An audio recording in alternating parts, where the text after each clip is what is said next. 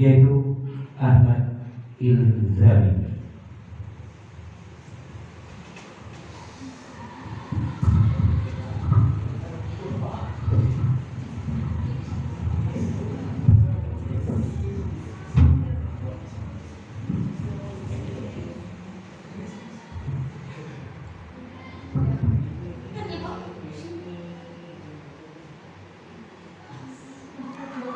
Assalamualaikum warahmatullahi wabarakatuh. Waalaikumsalam warahmatullahi wabarakatuh.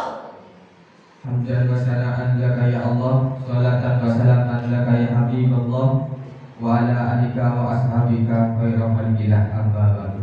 Amin. Selamat pagi Bapak, Ibu serta rekan-rekan sekalian. Perkenalkan, nama saya Ahmad Ilzami. Saya mewakili MA Nurul Ihsan dan saya merupakan murid kelas 12. Perkenalkan, saya akan menyampaikan pidato dengan tema pendidikan dan meningkatkan sumber daya manusia. Pertama-tama, marilah kita panjatkan puja-puji syukur kita terhadap kehadiran Allah Subhanahu wa Ta'ala yang telah melimpahkan rahmat taufik serta hidayahnya sehingga kita bisa hadir dalam acara ulang tahun Partai Demokrat yang ke-25 ini dalam keadaan sehat walafiat. Hadirin yang saya banggakan, ketika seorang tokoh besar dunia Nelson Mandela mengatakan bahwa pendidikan merupakan sebuah senjata yang paling ampuh untuk yang bisa Anda gunakan untuk mengubah dunia. Beliau sedang tidak bernostalgia, melainkan beliau sedang menyampaikan sebuah kebenaran yang mutlak. Hari ini, di tengah arus zaman yang bergerak begitu cepat, bangsa kita, bangsa Indonesia, tidak lagi dikenal sebagai ditentukan oleh berbagai sumber daya alam di dalam tanahnya, melainkan oleh seberapa berkualitas manusia yang mengolahnya. Kunci dari segala lompatan kemajuan itu terletak pada satu fondasi, yakni pendidikan dan peningkatan sumber daya manusia. Kita hidup di era kompetisi global yang tanpa batas. Batas negara melebur, teknologi berkembang dalam hitungan detik, dan lanskap dunia kerja berubah drastis.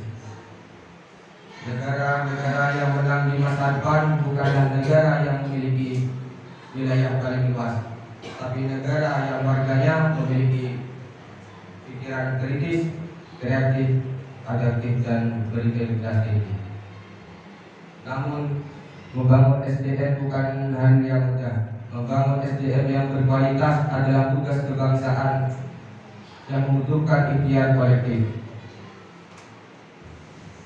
Lebih dari itu, peningkatan kualitas SDM menuntut transformasi cara pandang kita terhadap proses belajar dan institusi pendidikan, bukan sekedar tempat penerapan rumus dan teori, melainkan laboratorium pembentukan karakter.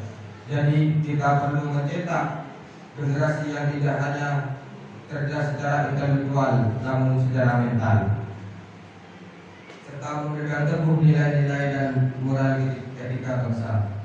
Pendidikan yang berkualitas tidak boleh lagi menjadi hak egois segelintir orang.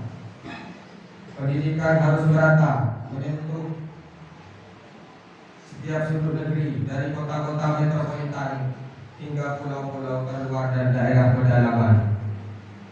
Kita memastikan bahwa anak-anak di pelosok Nusantara memiliki akses yang sama terhadap fasilitas yang layak, guru-guru inspiratif, dan serta kurikulum yang relevan dengan tantangan zaman.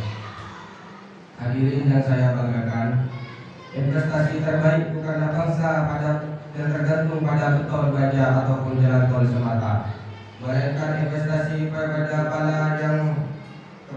kepala dan hati manusia, serta setiap rupiah yang kita curahkan untuk mencerdaskan anak bangsa adalah benih-benih kemakmuran yang akan dimulai kelak di masa depan.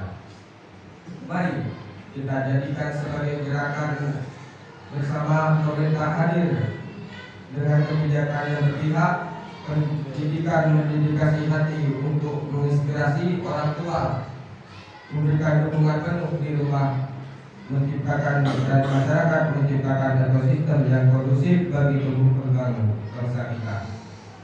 Ayo kita bangun Indonesia emas, bangsa yang berdiri tegak dengan kepala dingin dan hati hangat, dipimpin oleh manusia unggul, cerdas dan berkarakter. Terima kasih atas perhatian Anda. Selamat siang, salam sejahtera bagi kita semua.